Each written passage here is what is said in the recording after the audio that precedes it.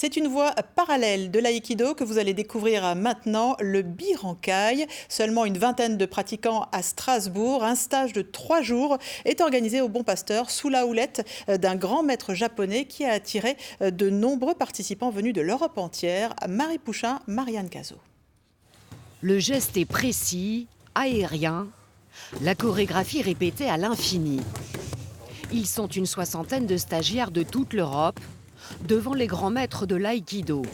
Tous égaux, quel que soit leur sexe et leur gabarit. Il faut beaucoup d'humilité. On est obligé de s'adapter au contexte.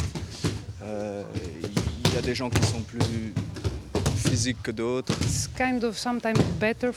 C'est parfois mieux pour les femmes, parce qu'on n'utilise pas trop notre force. On se sert de la force de l'autre en fait, sa puissance. Un art martial où la performance physique compte moins que l'approche de l'autre. Pas de compétition ni de champion. L'aïkido cultive plutôt le développement personnel, la spiritualité. C'est prendre conscience qu'on a un corps qui est articulé. Ensuite, le bien-être qui compte, parce qu'il s'agit aussi à long terme, pas de vivre plus longtemps, mais de mieux vieillir, par exemple. Il y a aussi cet aspect-là. Un art martial de paix qu'enseigne dans le monde entier ce grand maître japonais. Dans son pays, ces techniques d'autodéfense sont encore pratiquées.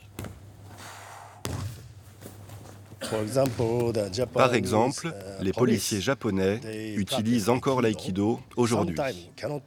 Parfois, ils ne peuvent pas utiliser leurs armes, juste leur corps. On utilise ces techniques pour neutraliser les gens. Un aïkido qu'on a moins l'habitude de voir en France, avec plus de contacts tel qu'il a été imaginé avant la Seconde Guerre mondiale au Japon.